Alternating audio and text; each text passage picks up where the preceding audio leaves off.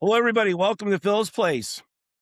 I have my good friend who is making a return to the podcast, David Finoli, author, writer, publisher of everything Pittsburgh sports, Western Pennsylvania sports, and definitely my go-to when it comes down to his knowledge base, his stories, you name it. Well, David, thanks. welcome again. Thank you for coming back.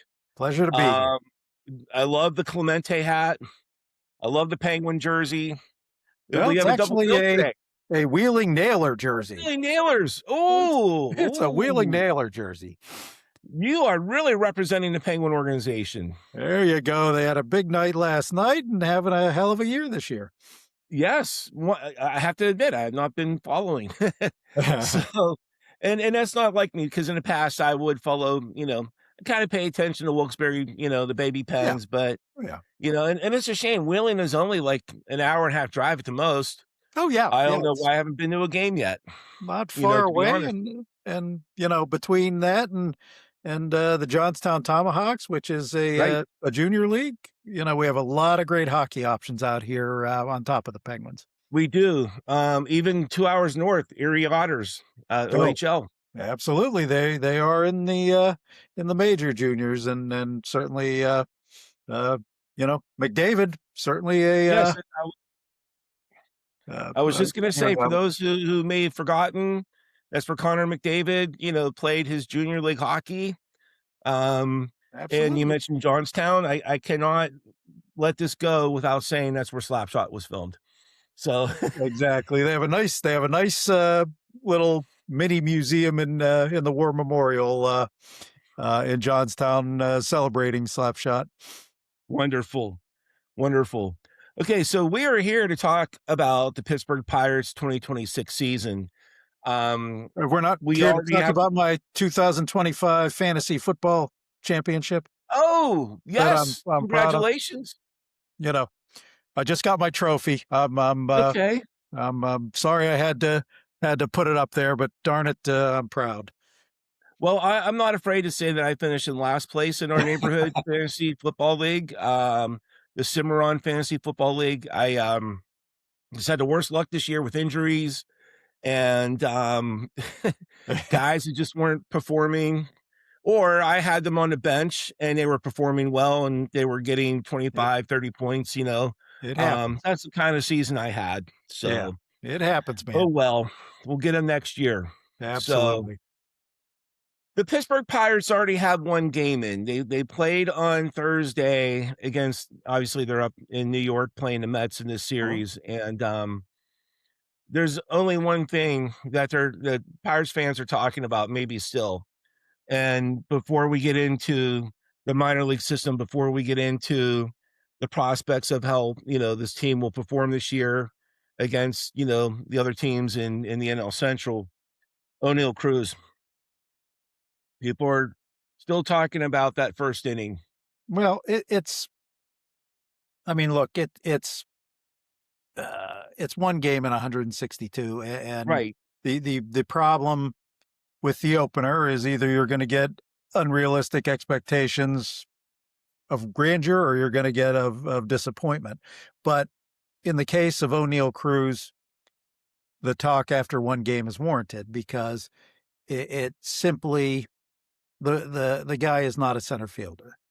Um, right, I mean, people are a lot of mocking things about Paul Skenes, who is a little overboard because the guy has proven to be nothing but a classy individual since he started here.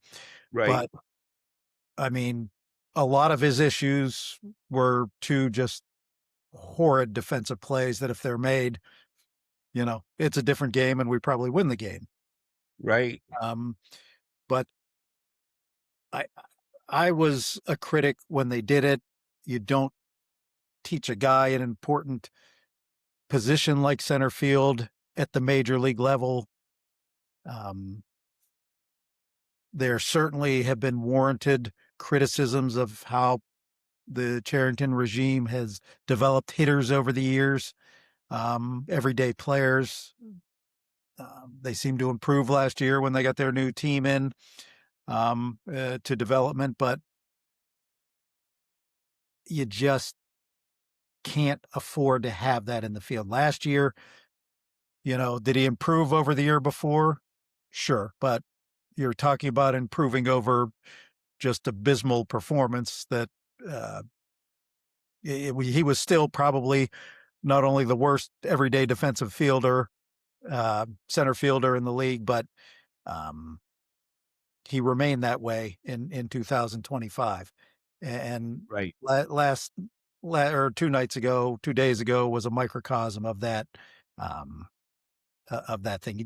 It's rare that you're going to develop a center fielder to that level. Not everybody can be a Mickey Stanley and go from shortstop to center field in the World Series. Of course, 1968 World Series, the Tigers did that, and he performed quite nicely. But it's not a common thing, and this guy is not a center fielder. He's probably um, he wasn't a great shortstop, but he was a much better shortstop than he is a center fielder. He at least had somewhat of range. He had a strong arm.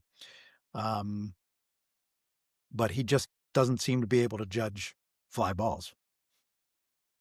Yeah, it was number one. He should have been wearing sunglasses. I Yeah, mean, there were other guys. I think I have to look it up. I want to because I don't remember the lineup, but I have it up here. Uh, I think Brian Reynolds had sunglasses on, if I recall. he- You have a bright sun coming down on you. yeah, Game time was what 1:15 p.m. or something like that, yeah, and you have to be prepared for those types of conditions. yeah. And it's a shame that he ran up on that fly ball and then had to go back as fast as he could, and he was about 2 steps away from catching the ball, to be honest with you. E- And Exactly. He catches those balls. Paul Skenes has a nice opener. absolutely, maybe Yeah, just gives up those 2 runs that were on Paul Skenes, and that was it. yeah. So and now Paul Skenes has a 67.50 ERA. Uh, It'll it'll that will come come back. down. Yeah, That will come down. it's. I mean, the one thing I always tell people after, an opener, just this is your only stat right here, so it's going to be Right, more apparent. I always tell them, well, look at the way the Steelers are covered. When they win a game, they're potential AFC titleists, and when they lose a game, they're number one draft pick eligible. So, you can't you gotta see a more substantial body of work before you judge what you're watching here. right, right. Well, let's go back to before the game when you saw the lineup, and even before that, when all the final decisions were made. We'll get into Konnor Griffin in a little bit, Sure. but when those final decisions were made on the roster, and I know that when I saw the lineup, and I want to get your opinion, um, what were your thoughts? Okay, opening day lineup. This is the team as of now. Um, we can go down the lineup from who was batting first, all the way down to the bottom. Yeah. What's your assessment on this team right now, minus the first game? I mean, is it a better lineup substantially? There's more power in it. The defense wasn't necessarily a solid entity last year, especially when Cabrian Hayes left. Um, and it didn't get any better. That would be the negative, but you have the potential to score a lot more runs. From a mathematical standpoint, if you can improve your run differential by one, you're going to win a lot of games. Right, And this lineup has a potential for it. Um, Spencer Horwitz was their best hitter last year. He didn't get knocked out, which I like how it's set up. I would have put O'Hearn in right field as they've done, instead of knocking Horwitz out of the lineup. Um, Brandon Lowe gives you hitting potential at second base you haven't seen since Neil Walker, and actually better because he has a little more power than Walker had. Um, Triolo is a nice defensive shortstop. He's your key defensive player along with Henry Davis. Nick Gonzalez is an average defensive player. He's probably better off starting at third base. You hope that he can live up to that fast potential he had in the minors of 15 homers, but good gap power, good average, a guy who potentially can hit you 290 to 310. But he's not going to be your power third baseman that most people look for, that the Pirates tried to sign in the offseason. Right. Brian Reynolds, good statistic, odd chance he's going to come back and be better this year. He was good down the stretch last year. Right. And so Ozuna, cry and whine if you want the Kutches in Texas for his last years, blah, blah, blah. He's a better hitter than Kutch was. And, Right. and when we look at this stuff, you have to look at production. You can't look at the romantic part of having Kutch on a team. The only thing, two things I was a little disappointed about. I mean, Henry Davis, look, he improved his defensive standard remarkably last year. I like him on the team for that reason. Joey Bart, is he a better hitter? Yes. Is he a good hitter? At best, he's going to be an average, no power guy who's not great defensively. I would have liked to have seen Endy Rodriguez. Hopefully the thought was, let's get him some at-bats after his injury. He looked good in spring training. He's a better defensive player in my mind than Joey Bart is, and certainly can bring you better offensive value to the game. Plus, he's more flexible. You can put him at first base. He's more flexible option. That was a disappointment.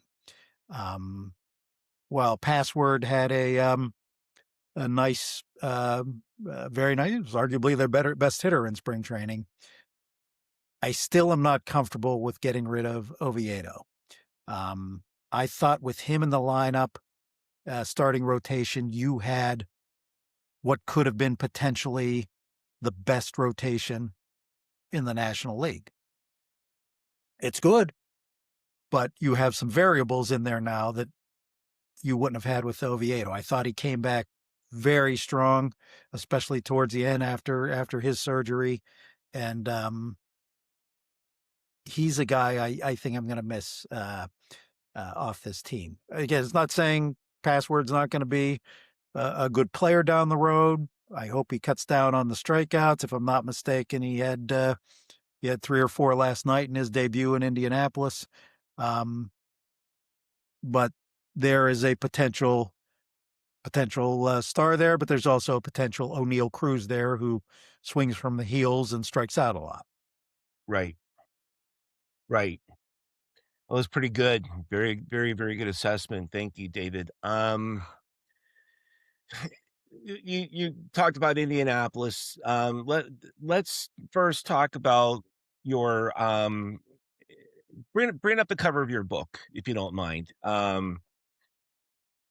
This is the 2026 Pittsburgh Pirates minor league guide that was put together by David. And who else contributed to this book? Well, we have 4 guys. These guys spend their life watching these prospects, whether on TV or most live in Florida, so they get to see Bradenton a lot. They travel up to Greensboro. I like obviously hit Altoona quite a bit myself, but their names are John Drecker, who is I've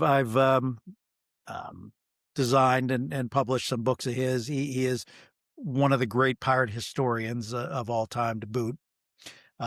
Wilbur Miller, Anthony Murphy, and Jeff Reed are all some of the best experts on Pirate prospects that I've seen. I'm going to say bluntly, they are the best Pirate prospect experts. Excellent. That's who you want, on this book. And so, I'll give them a shameless plug too. They run a site called Bucks on Deck, which, if you want to know, this is the greatest sights. I know there are others out there that are probably more well known, but this is by far the greatest site on pirate prospects you're going to want to get. Excellent.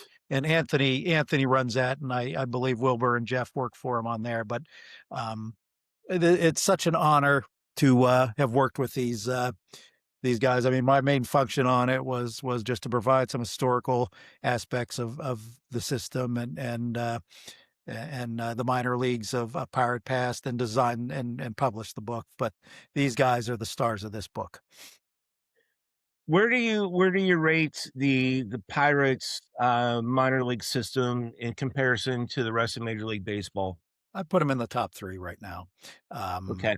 They have done a wonderful job. Um, I mean, over the years, you say what you want about the team, say what you want about what Charrington has done, and there's certainly a lot of valid criticisms of the regime, but they have been able to develop pitchers better than any regime in ages. Wow. Right. I mean, you look even back at Sid Thrift. A lot of his star pitchers came from other organizations, so you can't really claim they developed pitchers well. These guys have Right. done a good job with that, but where they failed miserably, and let's put it on the line. It has been a miserable failure in everyday players. They seem to have they hired a new team last year, and all of a sudden, disappointment has started to turn around. Hmm. Konnor Griffin, and again, I like to look at things from a historical aspect, so I will rarely look at a present player and say, you are the greatest prospect I've ever seen, because there are so many. But that being said, I'm talking about what I have seen. I'm not talking about Roberto Clemente, or because I never saw them at prospects. I just go by what others say. But Right. in my time, Konnor Griffin looks like he could be at least the greatest prospect since Barry Bonds. Um, Wow. so we'll say that. And Bonds was a great prospect, don't get me wrong, but this guy has done things in a minor leagues that not even Bonds has done in the Pirate minors. So the potential is there. When you go up 3 levels in 1 year and improve at each level, and you're under 20, Yeah. and you win a Right. gold glove at short, it wasn't just a Eastern League gold glove. This was a minor league gold glove that encompasses all the minors. Yeah. You know, I mean, his potential is limitless. On the other end, I agree with what they did at the beginning of the year, because he did look like he needed some at bats. I agree 100%. A lot of people were saying, "Oh, how could they send him down to Indianapolis? They're trying to save money. They don't want to pay him." No, if I recall, what was his batting average in spring training? Was it What like what 180? 125? Yeah, it was about Yeah, 188, something like that. he hit some moonshots. I mean, the guy's got power, and he Yeah, showcases power. yeah. But but had he batted 250 or heck even 225, there's a chance he's on this team right now playing There is, shortstop. and I think that would have been a mistake. Right. I still think he needs a little more seasoning. It is rare. Probably the greatest um, example in recent Pirate history is Jose Batista. Got brought up from Okay. Double A, and it wasn't till 3 or 4 years till we traded him that he became a superstar that we all envisioned for him. So Right. I'm a fan of giving them that proper development. I 100% agree, and I did try to tell some of my friends, "Hey, look at his batting average in spring training. He needs more at bats in the minor league system, appropriately being in Triple A." Yeah, You're wasting his time in Altoona. There's no yeah. question about that, Oh, yeah, you and know? and that is a tough place to hit. I mean, that's what impressed me the most about him, is that Altoona is definitely a pitcher's park. And Okay. the Eastern League is kind of gears more towards pitching than hitting. And what he did there without missing a beat just blew my mind. Right. At the age of 18, he was doing that. Exactly, exactly. incredible. And again, another generational player potentially, when he does come up to the major league team, when he comes here to Pittsburgh and he happens to, knock 20 home runs and hits close to 300, whatever the case might Yeah. be, And, then he will be called a generational player, which means the Pirates will have two generational players on that roster when that that's happens. And it will happen. I and have no doubt it'll happen. in that. Yeah, it'll happen this year. I mean, it will happen this Right. year. And Right. don't forget, he stole 65 bases to boot. And I can't emphasize that enough. That's what really opens my eyes is his his fielding ability at difficult, and supposedly he's every bit as good a center fielder as he is a shortstop. Wow. Wow. So That's incredible. That yeah, that five tool, yeah, five tool player. yeah. How many five tool players do we have in Major League Baseball? There are many. There are None. many. Everybody seems to have their one weakness here or there when they get to that level, and it's normal. And he may. I mean, we've all seen in the past, these supposed high prospects who end up not being everything we think they'll be coming up here. But this guy, I've never seen one that checks every box, Right. and he checks one. Who else do we have in the minor league system that could come up this season and be very productive, Um, make an immediate impact? you hope Rafael Flores, the guy they got for Bednar, the main piece, um, he's a potential guy who could come up and give us some offense behind the plate.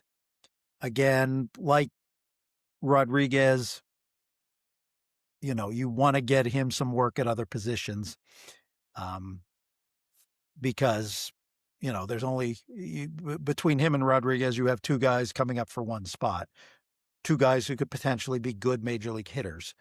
Hmm. Um, so you want to get some there. Password probably will be up at some point in time this year. Right. Um, and there'll be a spot at some point for him in there. You know, uh, you have some depth. I mean, if Horwitz at some point slumps, O'Hearn could move there. One of these guys could come up and take the outfield position. And actually, one guy we haven't mentioned yet who I think is a little under the radar here, who can be a contributor and maybe can be that answer in the outfield, in center field, is Jake Mangum. Uh, Okay. Yes. Yes. Yes. I'm he, I'm fully aware of him. he has some speed. He has decent range, good fielder. Um, a guy he's not going to wow you with his power. He's the quintessential slap hitter, but he hits 300. He doesn't strike out a lot. He gets on base. He has speed, and he's one of those guys that'll fire you up as a fan because Okay. he has a lot of energy, enthusiasm.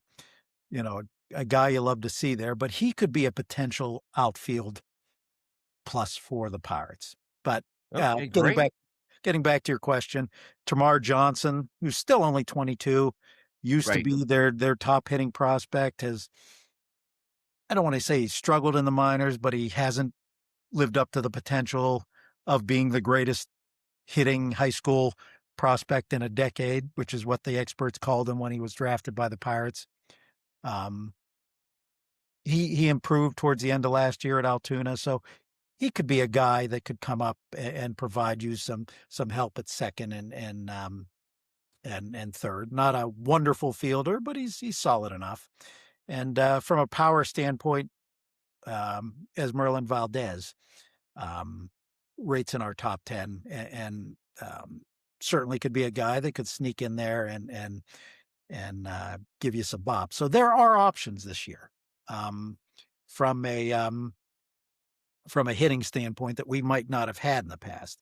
Where we're Right. probably going to not have a lot of additions is right now we got I mean, Thomas Harrington is probably the one pitcher at that level that we'll see coming up. Other than that, you'll have a lot of plugins, Right. but nobody who's going to come up and turn heads.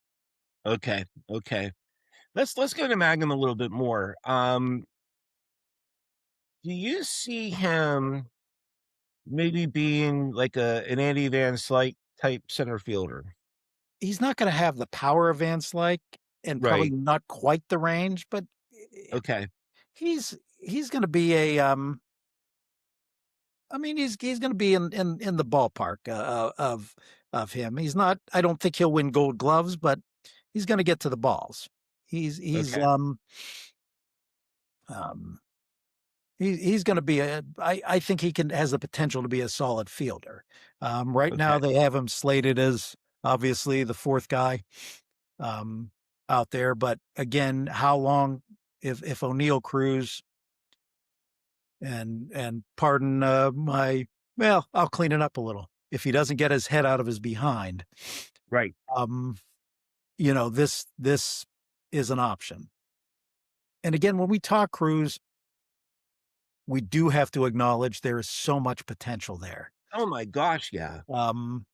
So I understand why they keep pushing with him because there's an ungodly amount of potential. But from what it appears to me, and again, I'm not in the Pirate organization, so I can't say this definitively, but it appears to me here's a kid who is so enamored with his press clippings of how hard he hits the ball that he's more Right. enamored with trying to hit every pitch from the bottom of his heels rather than put the ball in play and get on base, um, Right.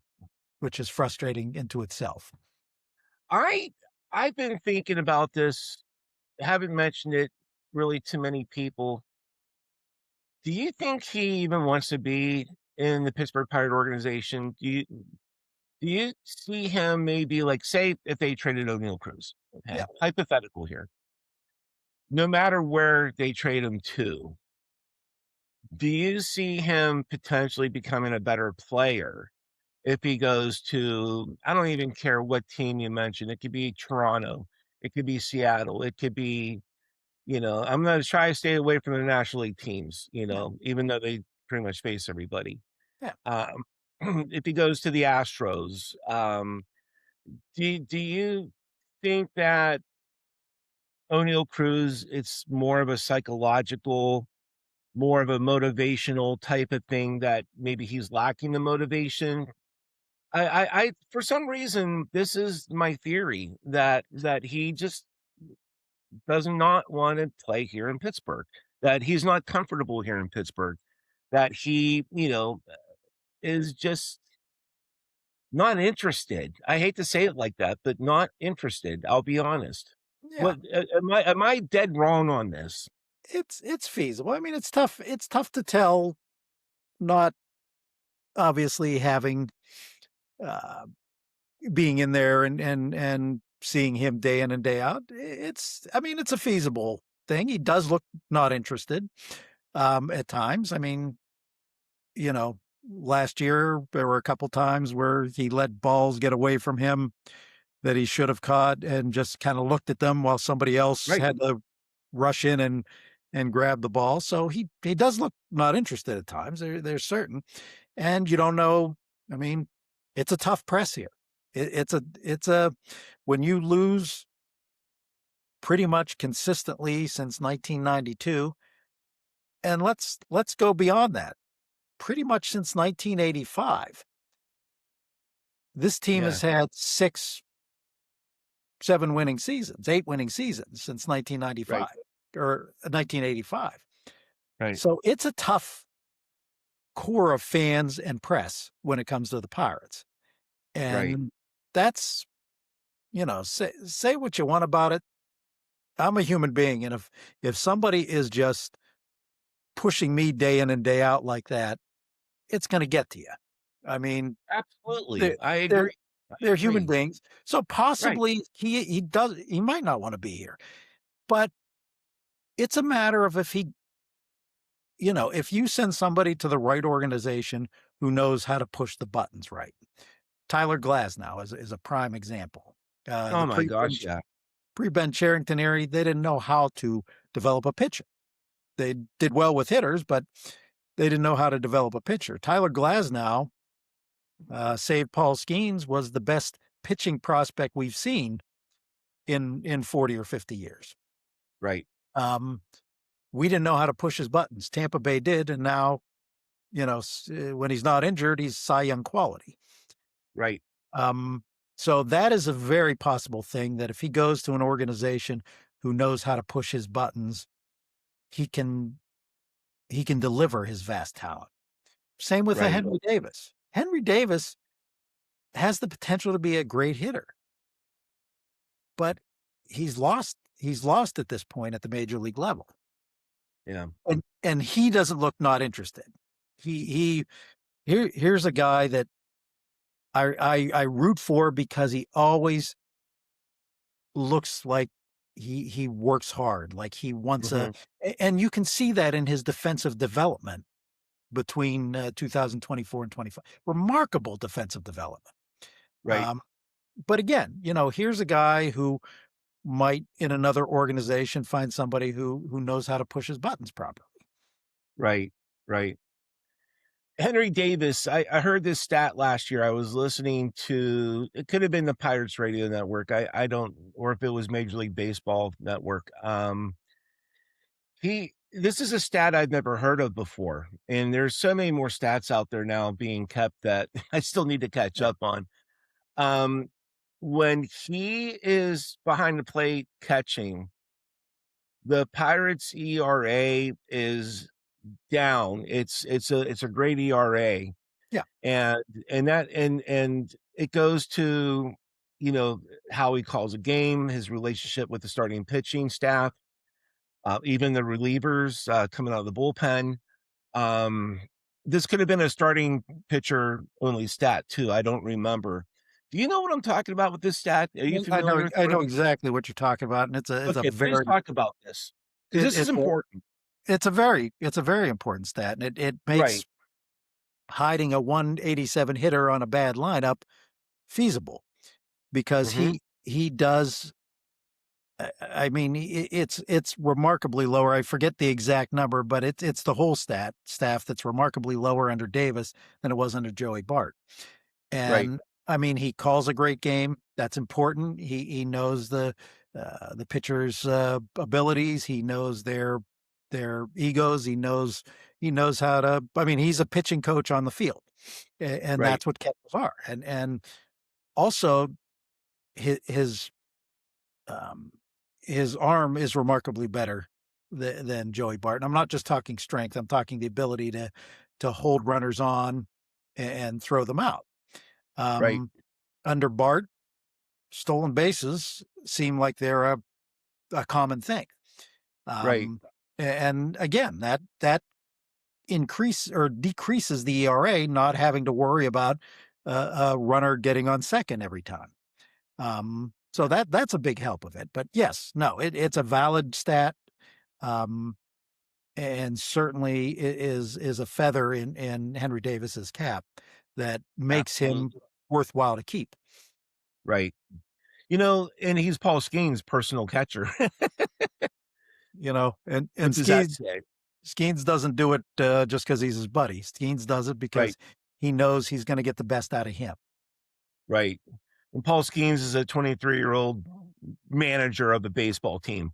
He to me does seem to have not just the maturity and the leadership, but the knowledge and the Paul Skenes is the ultimate pitcher in the sense that not only with his ability and his repertoire, he has the mindset. He Yeah, and to be that young and to be able to have so much like knowledge and influence as a major league pitcher. Heck, he could be a left fielder. I don't care what position he's playing yeah, at this point. When you talk about, what he brings to the Pirates organization, yeah, I mean, he was doing his best to recruit guys to come in to be signed,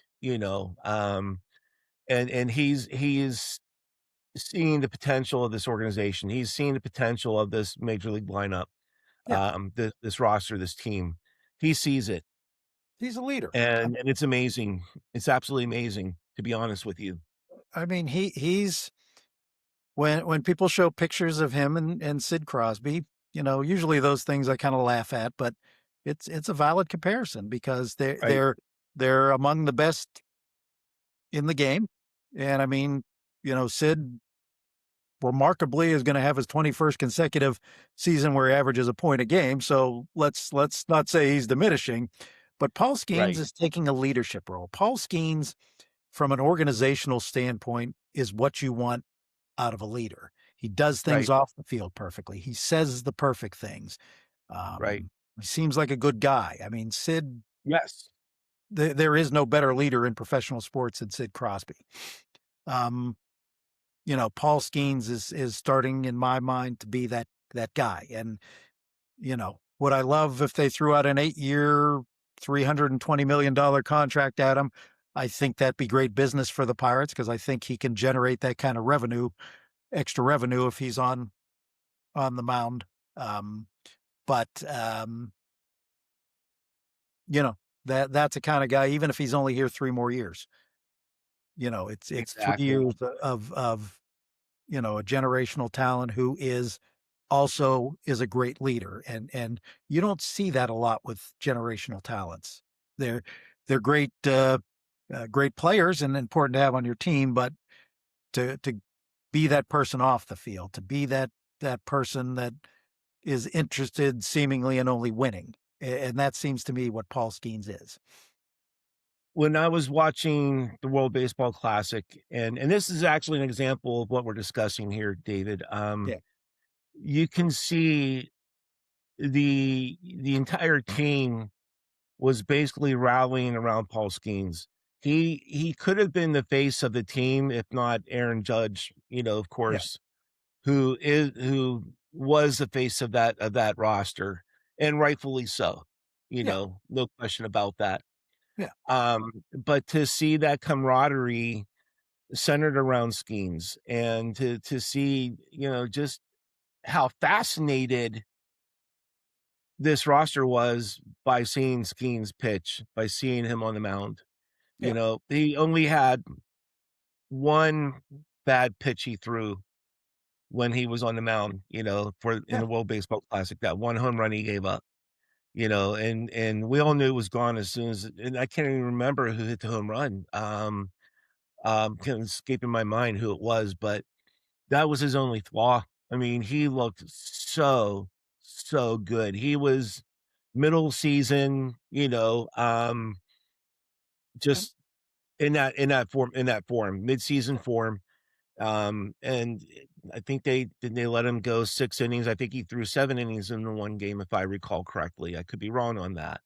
yeah, But but but he the difference between him and Aaron Judge and Bryce Harper is he produced. And don't forget, against the Dominican Republic, that was an all-star lineup he was facing. oh, So without question. it wasn't Without just a normal. I mean, so people, well, he gave up so many hits and blah blah. You know what? It was an all-star lineup. You're not going to get the strikeouts. You're not going to get the um but yeah, you're right. I mean, you're absolutely right. He was a rallying point, a leader, and he produced. He backed up what he said, right, right. as And opposed and to and Scooble, who in my mind was what's wrong with professional sports and why it was not important to pitch for your country, yet to pitch a meaningless game a day later against a bunch of minor league players. Um, right, right. you know, I give me I Paul Skenes or give me Paul Skenes every day. I agree. I agree. I wish we had a left-handed version of Scooble, in the rotation. Great pitcher. Minus, I'm talking about talent. I'm talking about, just how good of a pitcher he is. Yeah, But like you said, he just did not seem too interested, yeah, in being on this team. He was thinking about himself, and the whole pitch count thing and all that kind of stuff. He yeah, was preparing for a Tiger season.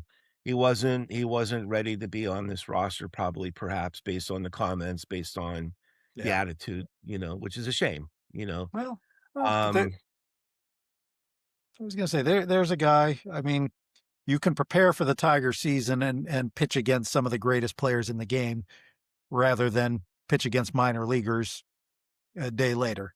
I'm right, not in my head. I don't know. Your excuse loses a lot of steam at that point. right. Agreed, 100%. Okay, so let's get back into the roster, the lineup that we saw on Thursday. I am going to guess and say, because I haven't seen, the lineup today yet, that it'll likely be the same lineup. I don't know who the Mets have going, I haven't looked that up, Yeah, but I was I was really impressed with the fact that they hit Peralta fairly well. yeah, I mean, look at what Brandon Lowe did at first 2 at bats, home runs. yeah. O'Hearn, home run. Peralta's a great pitcher. I mean, there's a reason why the Mets signed him for a huge contract, Right. huge deal that he got with them. And he was pretty much lights out with the Brewers last season. Yeah. Um, that I don't think is a fluky game, as far as the lineup's concerned. I was excited to see that, and again, it could have been a 7-2 win for the Pirates had it not been for the first, for the first inning or whatever, or Yeah. maybe it was a 7-5 game, I who knows what would happen, and Yeah. we can't get back into that part of it, but, um, when you assess this lineup, tell me in your mind what this lineup is going to bring, to this season. It's going to bring a lot more power. It's going to bring. Right, We're not going to be embarrassed of our lineup this year as we were last year. Look, last right. year was and I don't know if you've ever played Stratomatic baseball. A long time ago. Oh my gosh, Mm. years, yes. A bunch of friends of mine, we always buy the upgraded version every year, and I like to play it before the season to get a feel for just how bad. Um, remember, that was a bad lineup last year, Yes, and it was an embarrassing. You're not going to see that. You're going to see power this year. You're going to see runs scored. You're not going to have to struggle where you need to score uh, 3 runs a game to think you have some sort of offense because you're getting shut out or jammed at 1 or 2 runs a game because your offense is so bad. So you're going to be able to right, score a lot of runs. As I said before, I don't think the defense is appreciably worse than it was last year. It's not a great right, defense. It's certainly not a good the way it's put now. It's not a good um, defensive outfield. Could be one of the worst in baseball, if not the worst. So you have those negatives against it, but you're going to score a lot more runs. I like how it's situated. I like the fact there are pieces in the minors now that aren't quad A pieces. mhm, Last couple of years, you got the feel if somebody went down, you were getting a quad A piece up in uh, up in the league. A guy basically who is probably a triple A talent who you have nobody else, so you bring him up to the majors. That's what a quad A talent is. Um, so there's a lot of hope. I've been a Nick York fan. I think he yeah, can. sure, I think he can produce on a consistent level in the majors, at least offensively. So that upgrades your bench. You're not looking at an Aquila Williams coming off your bench. How many of those guys have we had over the years? Um, right, all of a sudden you have guys coming off the bench like a Jake Mangum and a Nick York who can provide offense. right, So it's a lot of positive things with that. Where I'm not necessarily, and Ozuna potentially can be 150% upgrade from McCutcheon. sure, Mhm. right, So right, there's potential there. Um, there's a lot of question. This pitching starting rotation with Oviedo in my mind, I was a lot more comfortable. right, Having a Urquidy at the back end, an untested um, Hunter Barco. who's a lefty who potentially could be. I mean, he has potential to be a solid 4 or 5 guy in that rotation. Mm-hmm. Right. Baczynski, I've heard what they say. He looked good in the spring. I've heard what they said about him adding a couple pitches. But to me, you haven't looked sharp when the lineup sees you a second time. So I need to be proven that he has made that adjustment to become a starter, because he's a hell of a reliever and he makes that bullpen a lot better. Right. So that's a show me kind of thing before you see it. Ashcroft and Bubba Chandler, boy, if they live up to their potential, man, you could see What 3, upgrades? yeah, 3 number 1 pitchers, Yeah. and bumping Keller down to 4, where he's probably a 3 or 4, and a damn Right. good one. Yeah. So there is potential there, but again, there are also question marks. Bubba Chandler goes into funks where he is wild. Mm-hmm. I mean, last year you saw a guy who found his control at the major league level, and except for one outing, looked pretty damn dominant. I mean, not just good, he looked dominant. Right. And Ashcraft was, just ever since he came back from his Tommy John, has just shown you a potential top quality starter in the minors. And last year, even though it was out of the bullpen and in spot starting, he was consistent all year.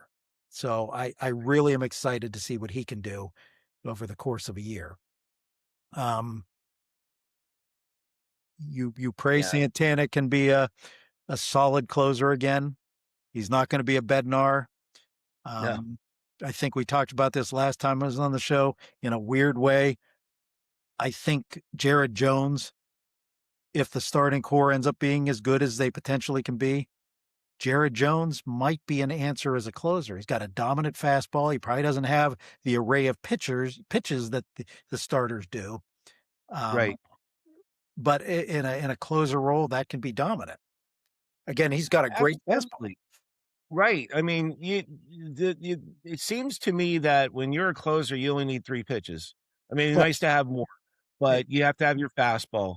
You have to have a good slider, yeah, or curveball, something off speed that's going to just, you know, have the hitter, guessing wrong, yeah, you know, and any other type of off speed pitch, two seamer even, whatever yeah, the case might be. yeah. But when I look at this lineup, well, number one, I have to say, when was the last time I'll say Skenes came in on the mound, being on the road, um, with a 2-0 lead or any type of lead, Yeah. because that's the first thing I texted my friends is like, this is actually a luxury moment for Skenes where he can come in, with a lead and just, dominate that first inning, which unfortunately did not work out Yeah. that way, Yeah. but in future outings when they're on the road and the Buccos lineup can get him even 1 run, give him Oh, a 1-run lead coming into the bottom of the first, yeah. um, I don't think that we saw that at all last season. Maybe No, once, I don't know, no, but it was a that was phenomenal to see, and yeah, it showed so much promise right away. yeah. You know, It was a bad it really offense. did. Yeah. No, it potentially can be an 85 to 90 win season. Right. Um, but again, if they do have one middle relief, that looks a little questionable at this point. Um, Mhm. which is, we saw that really in that game. I mean, once your star is gone in the first inning and you're relying on middle relief to get you through that game. I mean, Montgomery strikes out a lot of batters. Ramirez strikes out a Right. lot of batters. But you know what? Right. They haven't pitched lights out ball in a long time. Right. Um, the last few years they've been consistently average to bad. Lawrence looked Yeah. dominant last year, but over 17 innings. Mhm. Um, he was in Colorado, so you don't necessarily know what you have with him. But again, let's see. Let's see. Soto has been solid over the past few years, but not Yep. dominant. Right. So Matson was very consistent last year, but again, our hitter's going to catch up to his one or two pitches that he's really good with. Um, Right. so if the team struggles, that could be, we may score 5 and 6 runs a game, but if we have to rely a lot on our middle relief and it's not sharp, and You let teams come back. yeah, Right. and I'm not sure there's depth at the minor league level that's major league ready right now. Right. Except for Parrington could get his opportunity. So Right. I'll tell you what, I when I'm looking at Thursday's lineup, which I have up right now, yeah, if, and these are the perfect situations I'm going to bring up. yeah, Okay. O'Neill Cruz, 20 home runs. Brandon Lowe has the potential to, hit 25. Reynolds, I'm not relying on him hitting a lot of home runs, but if he can hit for average and he brings up his batting average to 275 this season, and wish list. you should hit you 20 to 25. Yeah, I Yeah, mean, he's done it in the past, but you know, yeah, Ozuna, if Ozuna can live to his real potential this season, yeah. you're looking at 25 home runs. Ryan O'Hearn, I think, is an outstanding ball player. I was a fan of his um, just when he came in last season playing for the Padres. You know, he played for 2 teams. He was traded last year. Yeah, yeah, he was Refresh traded my to San memory, Diego. please. He was with San Baltimore and Diego? traded to San Diego. Yeah, That's right, yeah, but, I mean, okay, we'll go back 2 years, when the Orioles had an outstanding lineup in the 2024 season, O'Hearn he's one of their key players, yeah. you know? Um, Triolo is my key as long as he's on the roster. He is my key to him batting 250. If he can get to the 250 range instead of hovering around the Mendoza line, that's going to bring a lot to this lineup. It really will. Yeah. Spencer Horowitz, I think, is an outstanding defensive first baseman. Um, he is not the best I've seen in a long time at that position, Yeah. but he is a good defensive first baseman. If you can get him up to 20 home runs, how great would that be? Gosh, if Henry Davis can actually start swinging the bat and show his potential, Right. I mean, this could be an incredible lineup. It really, really could be. Yeah. Yeah. What's your take on this and everything I just said? I think you're pretty spot on there. Um, I mean, you look at it and you're talking about Horowitz, probably more realistically 15 Right, homers, but a right, 300 hitter potentially, probably 280 right. to 290, but potential there. Low 25 to 30 homers. You're right. Gonzalez is the wild card at this point. But Mhm. between him and York, if they can maneuver 15 homers, that's feasible, and both have potential to hit 280 to 300. Um, Right, so that's a step up over Brian Hayes. right. At least from an Minus offensive love. standpoint. Right. Um, you're right on Triolo. I'm going to guesstimate he's probably going to be about a 200 hitter to 220, probably 225 max. Any more than that, I'd take to the bank. He'll be your weak link, but Reynolds, Cruz, and O'Hearn all should hit over 20 homers. So all of a sudden now you've gone from not a lot of potential power to 4 guys who'll hit you 20 to 30 homers. Right. Ozuna can be that guy too. He can be a 5th guy in your lineup as that. And you just hope Henry Davis. God, I mean, he not only hit well in the minors, he mastered offensively AAA. Right. So it's there. Right. That's the frustrating part about it, is it's there, Right. and this guy just seems to work so hard, and you just root for him. And boy, if you can get a 15 to 20 homer season out of him, and all of a sudden get him at 250 at least, you have Yeah. potential to just. That's where your potential is to make a playoff run right there. Right. What when I bring up Triolo and my wish list of him hitting 250 is how he hit at the end of the season, in Yeah, 2025, the 2025 campaign. He actually started hitting the ball. He was getting on he did. base and Yeah. I'm just hoping he can continue that somehow, I mean, you know? his last stretch, if I'm not mistaken, was in the 270 to 275 range, which It was, I mean, absolutely, it would be, just a dream if we can get that from him. I don't see that consistency enough over the years to no, feel comfortable that way. But right. and I mean, in June he's going to be your third baseman. Yeah, And hopefully Nick York can get some reps in the outfield because Billy Cook is probably going to be your weak link on the bench at this point. right, And again, potential there. He's hit well in the minors. Um, right, but I at least my guesstimation is Nick York is going to be a more valuable player off the bench than a Billy Cook would be. right. Yeah, Um, I'm a big fan of York myself, yeah, I'm glad he's, on the team. I think he brings a lot that maybe some people just don't realize or know about, but yeah, he definitely has potential. Hit 275, he has the yeah, potential to, um, just, to get that clutch hit, and that's what the Pirates missed last season and for a lot of years, yeah. clutch hitting.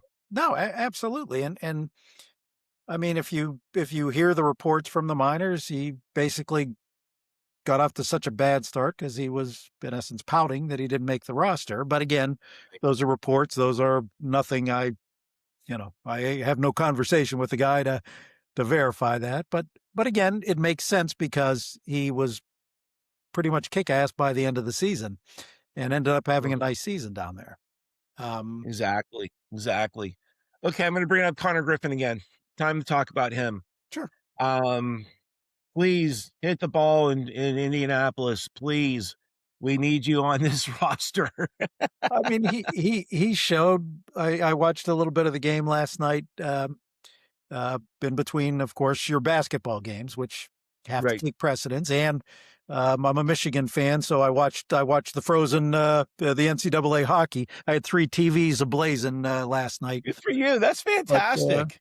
but um, I watched some of his game last night against St. Paul, and you know what? It was he's fast in the field. Andy Rodriguez knocked him in a couple times. He scored a couple runs. He looked like what Connor Griffin can do. He got Right. off to a nice one game start so far, but I'm gonna say if regardless of unless he's hitting in the 100s, and I can't imagine that's going to be a No, possibility. that's not gonna happen. You're going to see him around June, especially if this team is not. I don't want to say is bad. I think if they're competing and need that little push, he's going to be the push. Right, Um, so at that point in time, add that to your lineup. You know, right, um, right. add that potential. And again, um, nothing this kid can't do. To me, at this point, I'd make him your leadoff hitter because he gets on base, he can run, he has the power. And I mean, that was the one thing that hit me about the opening day lineup was O'Neill Cruz does not get on base. And I at this point in time, he's my 6-7 hitter. Yeah, it's even 7, 8, or 9, I mean, to be honest Yeah. with you. Yeah. I would definitely put him at 7, I agree with that. Yeah. Who do you put at number 1? Who's leading off? Oh God, boy, at this point, Horowitz is my leadoff hitter. He gets on Okay, base. He's not necessarily the fastest guy in the world, but he gets on base. right, That would be probably looking at this lineup, that would be my guy I would plug in there at this point. okay, Which is a remarkable difference from, as I look at the lineup last year and I have fun playing my Stratomatic and seeing what would happen if I did different things. Adam Frazier was my shot at a leadoff hitter along with Andrew McCutcheon. And while they did a lot better than what they used, it was a bad leadoff hitter. So you with Horowitz at that point, and Jake Mangum, if he gets into the game, to Right. me, he's the quintessential um, historical guy you want as a leadoff hitter. Fast, on base. I was going to say stolen base production could increase, you Yeah. know, Yeah. and that's why they have Cruz batting first, because the guy can steal, no Yeah. issue, And I you know. understand why they do it, but Yeah, again, but he's got to get on base. he's got to get on base, and it's not like we have only a microcosm of stats to go by with him. You know, Right. we got 3 pretty solid years out of him. Well, 2.5. He got hurt the first one, but Right. um, Exactly. but that Exactly. his injury hasn't hurt his speed. Right. So with Right. people wondering what if his injury has affected his game, it hasn't hurt his speed, and that's what an injury like that would hurt. Okay. What's your take on where they're finishing? I have them at 84 and 78. That's feasible. Yeah. I would Right. think right now, um, I would say 83 to 85. So yeah, Okay. that's in the realm. And Okay. if you can get, I mean, look, there are guys that are gonna, we say if this guy does better, if that guy does better, one of those guys are gonna do better. But Mhm. inevitably, one of the guys where we think are going to be a stable force are going to struggle. That's just the nature of the beast from year in and year out. But um, Right. I'm excited about this lineup. I'm excited about the potential of the starting rotation. It might not be what we hope at first, but I think by midseason we're going to see the fruits of the development system with pitchers really really showing what they're made of. We don't need this horse coming out of the gates, you know, being, running in first, Yeah, we need that horse to be maybe like, 2 or 3 behind, and catching up to win that race. That's yeah, what, to me, this season could be about for the Pirates. Hover around the mid-range in the division, and then just light it up, after All-Star break, absolutely, when we haven't seen that in forever. absolutely. And Right. if we can somehow, I mean, 2 intangibles in my eyes, if we can somehow get Nick Gonzalez, I mean, we talk about Triolo, we talk about Davis. It's I can see potentially Nick Gonzalez and a Tamar Johnson. I see signs of it, and if they reach that potential, which is more likely than the other 2, um, Mhm. we may have something. I mean, Right. we may have something. And the one thing I like about Gonzalez, and I don't have stats in front, it's just me watching the games, is he doesn't seem to be afraid of the situation late in the game. That's huge. And you can't teach that. No, you cannot. You cannot. Yeah. David, you know what today is? What is today? Bucks and pucks. Oh, it's been ages, ages. It's I'll steal Bob Johnson's famous quote by saying it's a great day for hockey. We've got Can we talk a little bit about the Penguins? This is a Oh, very important topic. yeah, yeah, This season has been crazy because, number one, nobody expected the Penguins to be where they're at this late in the season. This yeah. was supposed to be a rebuild. This was supposed to be a team that wasn't going to sniff the playoffs. This was a team, with a brand new head coach. A lot of people never heard of before, to be honest with you. Oh, Um, I this never. this was I was stunned as could be with um the him. decision to hire Muse. Yeah. Yeah, I mean, Um, Dubas in my eyes um has just done incredible. I Boy mean, Wonder. He's Boy Wonder. I I s- mean, have you they can seen a guy since Craig Patrick? And don't forget, Craig Patrick was finding guys with NHL ability and production already when he was building the team. This guy's Right. pulling guys out of his ass who are coming here and just being just so incredible. I mean, Chanikov is wow. He reminds me of Mike Bullard. Yes. Yes, exactly. I mean, Bullard, 81-82 season, that was Bullard's best season. yeah, And I was in 6th grade, and I remember it like it was yesterday. I mean, you could count on Bullard scoring, 5-on-5, power play, yeah, you name it. I mean, Bullard was such a great player that season. He was a great player in general, but, yeah, I mean, if he had that support system in 82, 83, 83, 84, which that was like the worst of the Penguins' seasons in the history of that organization. yeah. I mean, can you imagine how many goals he would have scored in his career? Oh my God. Um, I mean, but I've got the Eastern Conference stats up on my yeah, laptop. yeah, The only well, I can't say the only. I mean, Buffalo, Carolina, Tampa Bay are, they're safe. They're in. The Canadians are likely in. yeah, But when you go after those 4 teams, you have 4 more teams that are fighting for a playoff spot. yeah. Okay. When was the last time you saw a race this tight in the NHL? I mean, I don't recall it being this tight this Yeah. late in the season in a very long time.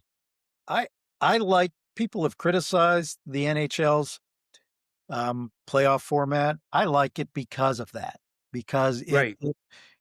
it really the NBA should think of something similar because it creates um teams that aren't tanking as much anymore, where the NBA is Right. probably 40% tanking at this point, Right. which is a problem.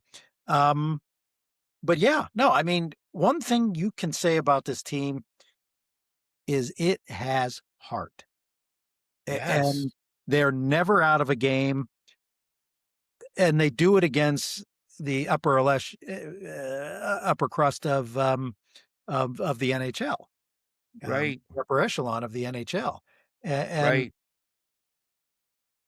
I'm having more fun watching this team this year.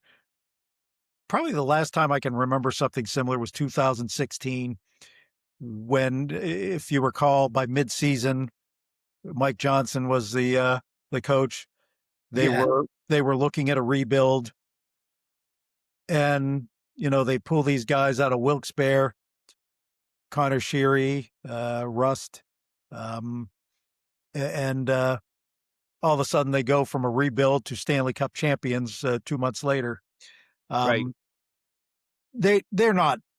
I mean, they're not that team this year. If they'll be hard pressed if they make the playoffs to get through a round, but it's fun like that. It's fun to see guys up here with heart who are a collection of guys that everybody kind of threw away. I mean, Columbus has to be kicking their own asses for letting him go. Uh, Right. and But they've been hot. Columbus has been really oh, hot ever since hottest team in the when they league. when they brought, is it Bonus who's coaching the team now? Yeah, who's ever said When what? they fired the previous coach, brought in Bonus, they've Yeah, been one of the something like hottest teams in the NHL. They're 17, scary 2 and hot. 4, something like that. 17, 2 and Right. 4. But this is a fun team. They may not make the playoffs. I mean, they have a tough schedule. There's with only 1 point really separating those teams. There's a chance they may not make it, but boy, we're having fun. Boy, you have a system now which has consistently been ranked in the bottom 2 or 3 in the NHL for years. All of a Mhm. sudden has potential there. All of a sudden, this kid at his name escapes me now at Michigan, um, who's Oh, yeah. Yeah, who's yeah, yeah, yeah, yeah. Who's number 2? yeah, Rhodey. no, not Right. him. Oh, He's a kid. He was one of their draft picks. okay. I'll look him up here as we're talking here, but um, uh, he's leading the um, the either leading the country, if not Will Horkoff. Oh, okay, okay. I know who you're talking about. Is either their second or third round pick in the draft, is leading the country for most of the year. I don't think he led it in goals, but all of a sudden here's a guy having a breakout year at the highest level. of the Right. number one team in the nation. Right. McGroarty, who I like what I see with him. I do get a chance Right. every so often to see Wilkes-Barre games. But here he shows enthusiasm.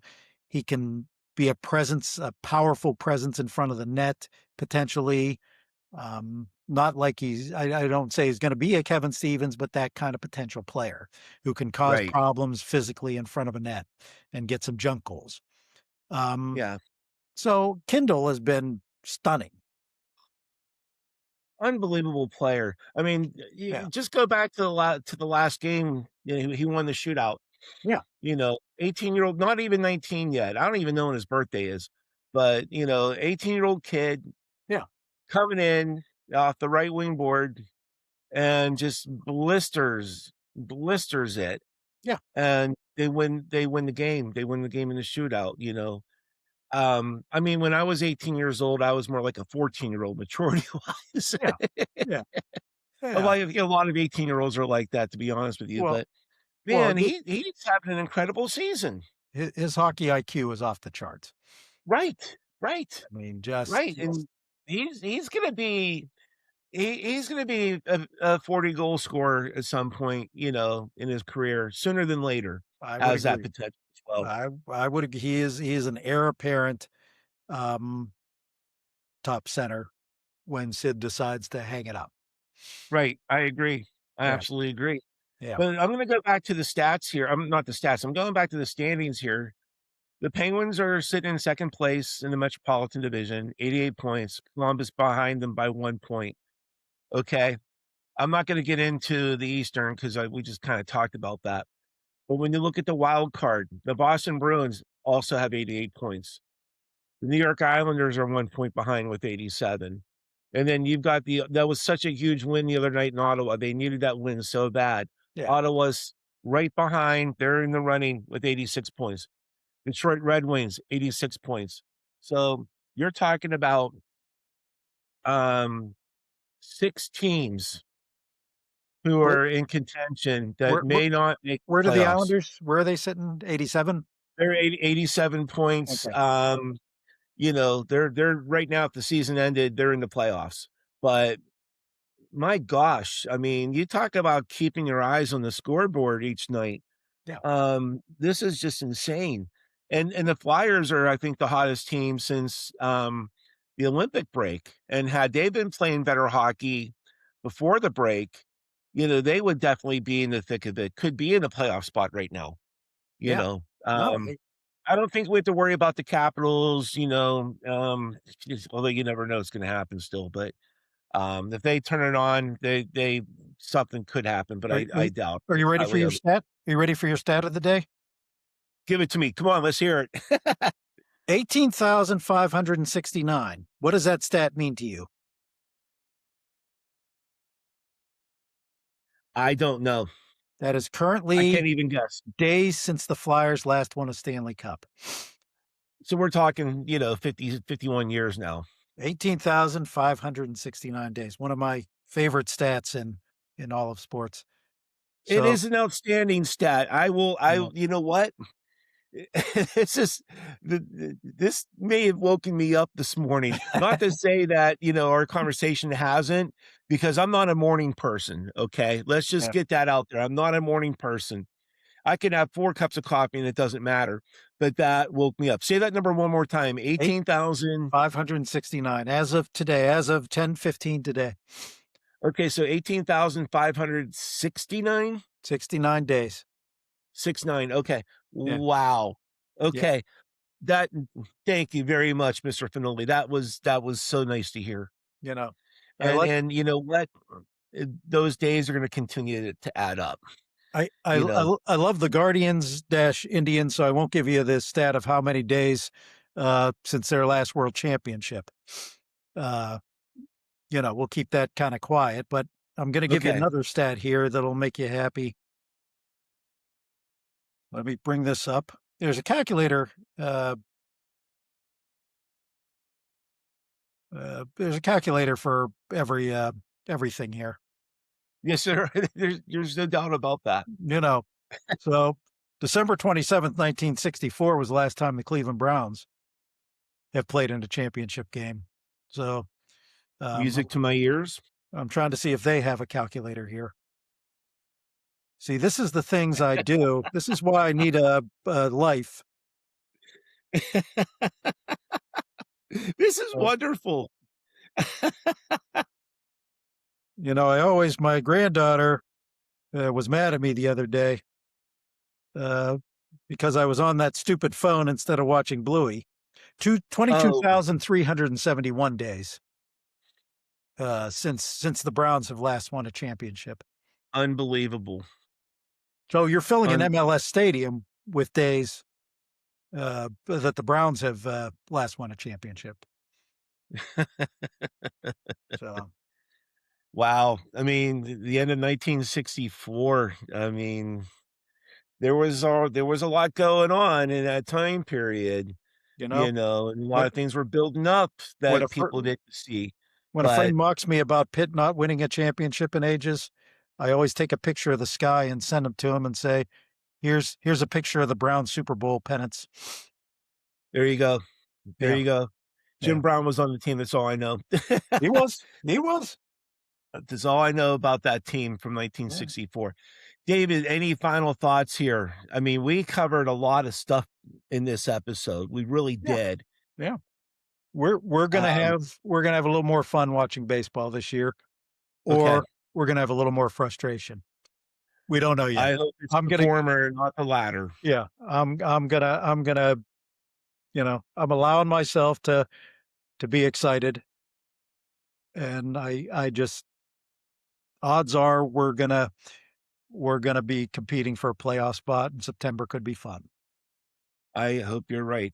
I remember 1979. I talked about this early in this episode. I was 9 years old and in fourth grade. I remember especially from John Milner's Grand Slam, and was that in early August, That was in early August, on exactly, the to the doubleheader. playoff run, Yep, beating out the Phillies for winning the NL East. yep. I remember the Pirates sweeping the Reds in the playoffs, the NLCS. I Willie Stargell remember the hitting World home runs Series, in extra innings on the first 2 games against those Reds to win those. Those were right? vital. Those were vital because Right? the Reds looked like they were gonna win the first game and certainly had the lead in the second game. Right. And those first two games were played at Riverfront Stadium Yeah, too. yeah, Um, and this is the first time I remember being very nervous watching any type of game. The yeah, first time I remember being nervous really about anything in my life, yeah, okay, was when the Pirates were down 3-1. yeah. That game 5, which I think the Pirates wore this hat, Uh-huh. the black your favorite uniform combination, the yellow pillbox, Right? the black jersey, the yellow pants with the black stirrups. I know that's your favorite combination. That is. Um, I believe they wore that uniform set in game 5, and it was a Sunday afternoon. Am I Was correct in this saying that? Sunday afternoon with Jim Rooker on the pill. Yes, I remember it Yeah, like it was yesterday, yeah, and it was the first time I was nervous watching the game. yeah. In that and then of course, the rest of the series. I'm still mad at myself for falling asleep in the 7th inning of game 7. I could not stay awake. I had permission to stay up and watch the rest of the game when I was normally in bed, like, probably at 9 o'clock, Yeah. getting ready for a school day. Um, and then the second I'll just say this real quick, speaking of nerves and the potential for every sports fan, diehard sports fan who needs an AED machine, you know, next to their chair or couch. Um, when the Steelers were playing the Oilers in the playoffs in the 79 season going into Super Bowl 14, I had this gut feeling that the Steelers just weren't going to win. I just had it in my mind this was gonna be a tough game. Houston is actually getting to the Super Bowl, and boy, was I wrong, and boy, am I glad to this day that I was wrong about that. Oh, But, yeah, I would say, 4th grade is, B9. That's the first time I started getting those knots in my stomach. well, Um, I'll tell you what, that was a great sports year. I was a freshman at Duquesne.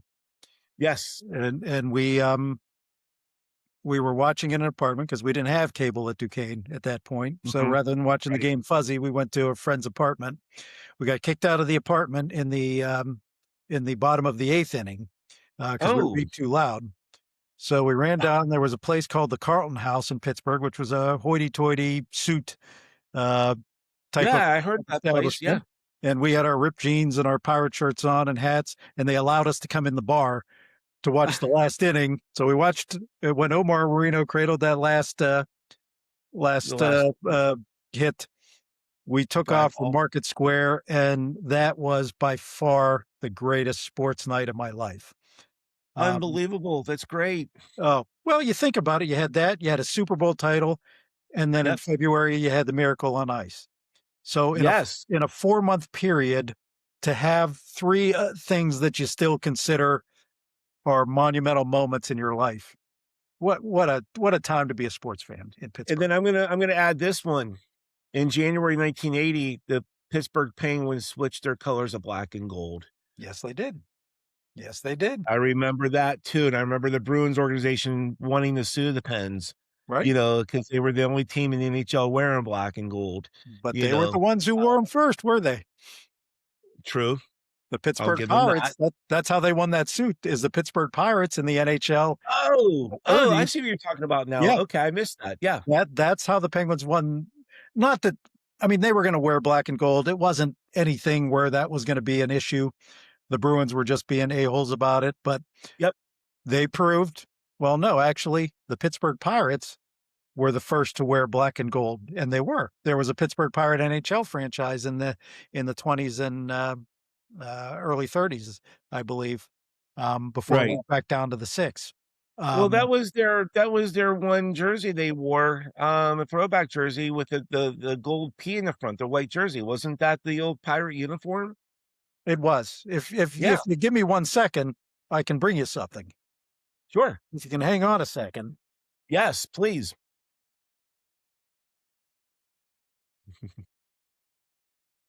While he's off camera, Dave Finoli is the best. He is just the most knowledgeable, the greatest mind that we have. Oh, look at that. Look at that. That was their jersey, Okay, wonderful. an eBay purchase. Wonderful. Yeah, I was talking about you off camera. I don't know if you heard me. I did not. Um, and you are, Dave. You just you bring so much that you're like a professor. If there's a Pittsburgh sports history course to be taught, I don't care which university, you're teaching it. Oh, I appreciate You that. are. If I am a dean or a department chair, and this idea, this concept of such a course is going to be put together, and I do have a strong background in higher education. I remember special topics classes being, formed, both at Point Park and at Duquesne, mostly at Point Park, actually. Well, then damn it, Um, you find me that job. I you would know love what? that job. You find me that job. I know people at Duquesne. I know people at Point Park. I will start making some phone calls for you. How about that? And I will make sure that that they watch this episode, Well, because as soon as we sign off, I'm getting this edited. There's not going to be many edits to be had because this was such a fluid conversation. This was such a great conversation. it was a lot of fun, and quite Oh, frankly, there are a lot of podcasts out there, but I enjoy watching yours about as oh, much as thank any you. podcast and I'm a Thank podcast you. junkie, and I really And I'm enjoy going to watching make it those. clear, I did not pay you to say that. You did not. You did not. I appreciate that, Dave. I really do. We'll have you on again. I appreciate And okay, let's just call it a morning. I'm gonna need that third cup of coffee because I'm not a morning person, but let's get this thing rocking and rolling. I hope to have this up no later than noon today. Sounds good, buddy. Hey, you have a great weekend. Have Yeah. a fantastic weekend. Let's hope that Bucks and Pucks will bring us 2 wins and bring those Pens And a little more security don't and make forget it a about the IUP women are playing for the oh, national championship at Duquesne today. oh, okay. Yes. They are the D2 Women's National Championship is at the Cooper Fieldhouse. If anybody's out there, Go out there and enjoy a fabulous arena and enjoy a local team, hopefully winning a national championship today. In a fabulous arena named after our good friend Chuck's father. Wow. The iconic figure in Pittsburgh basketball history. Absolutely. 100%. 100%. And we love Chuck. So Absolutely. no question about that. Okay, David. Hey, again, thank you again. Have a great weekend. We will certainly be in touch. You got it, buddy. All right. Thank you. Bye-bye.